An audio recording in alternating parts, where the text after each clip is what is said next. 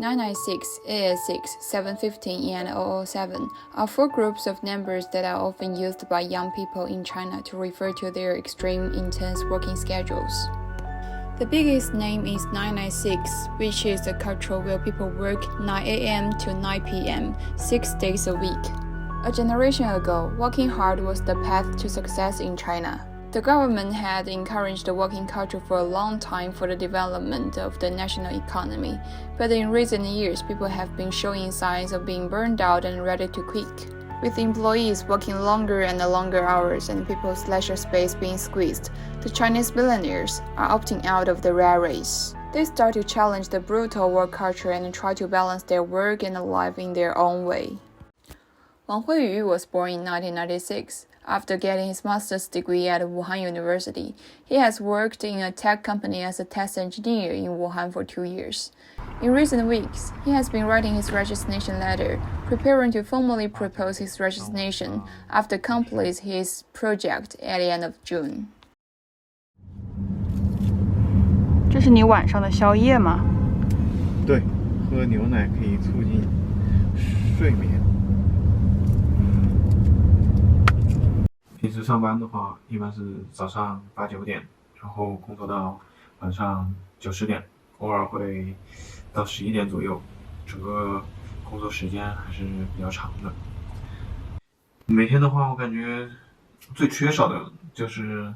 自己睡眠的时间，然后自己的私人时间也没有什么，基本上回到家里简单洗漱一下就得上床睡觉了。工作时间长的话，对自己私人时间的挤压就比较多了，所以经常感觉自己比较焦虑，整个状态都处于一种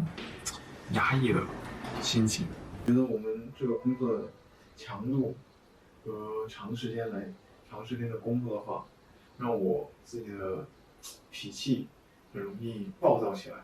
尤其是经常会涉及到编程之类的工作，会不断的修改参数，所以导致自己很容易因为一些小的错误而失控，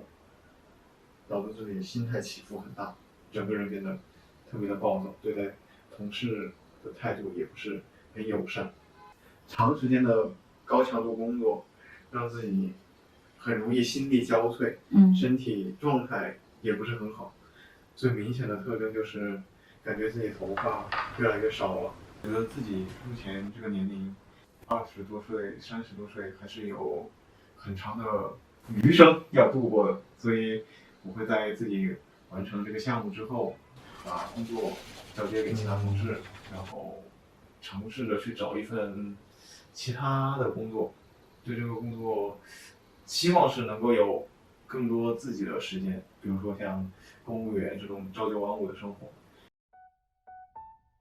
According to Lily Wang, a lecturer from the School of Human Resource Management of Hubei University of Technology, she said post-90s generation tend to challenge more the 996 culture because they are better aware of their personal rights and are more interested in finding something fulfilling than the older generation. Besides, their relatively rich parents and grandparents are part of the reason as well. China's rapid economic transformation has given rise to a sizable middle class. As only children, millionaires are receiving a lot of support from their families, including a financial safety net should their careers not go as planned. Jenny Yuan, a 25-year-old girl, after finishing her master's degree in UK, started her 996 life in ByteDance. On July 9 last year, Jenny Yuan received an email from the company that the 996-week routine was cancelled. 我当时知道要取消大小周之后，其实我还挺开心的，确实挺开心的。虽然意味着这个加班费会少了挺多的，总的来说的话，我们的工资应该是减少了，起码有个1/4的样子，是意味着我会有很多这种可以自由支配的时间。As a Wuhan native, in addition to her salary, every month Yuan can receive 6,000 yuan extra income from renting out 2 commercial properties under her name, which were her 80th birthday gifts from her parents. 我们这一代人的话，爸爸妈妈其实多多少少会在我们工作当中去给我们一些经济上的支持。就比如说我有个同学，他们现在在1线城市打工。其实按照道理来说的话，他们的工作是不足以cover住他们的日常开销以及房租问题。其实最主要的就是房租问题，所以他的那个父母他会每个月再去给他一个6000块钱，去给予他一个补助上的金钱上的支持，并且我是觉得父母一旦给了你这个支持之后，是给了你一个去享受自己生活的底气，让你就是不会把重心完完全全的放在工作上面，所以也不会那么想在意去加班这个事情。就是在取消大小周之后呢，我突然也觉得就是我们应该有自己的生活，所以我也去跟我的老板商量了一下，就是我自己平时工作日的这个工作量的问题，然后老板也觉得就是这个要求是合理的，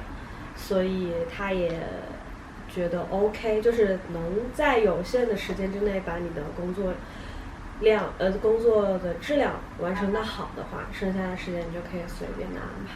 趁着自己下班的时间呢，我也会去尝试一下发展自己的兴趣爱好，因为小时候也学过一些乐器什么之类的，所以就大学的时候吧，就还挺想组个乐队的。然后现在就是有时间了的话，也可以去把这个事情给做起来啊。然后包括还会运营一下自己的微博账号啊，去拍一拍 vlog 啊，然后看看喜欢的那些乐队的一些演出啊。然后还会经常跟一些朋友去喝一下酒啊，逛 bar 啊，看看展之类的。就现在打工，我觉得其实就是虽然身为一个打工人说是社畜，但其实这种生活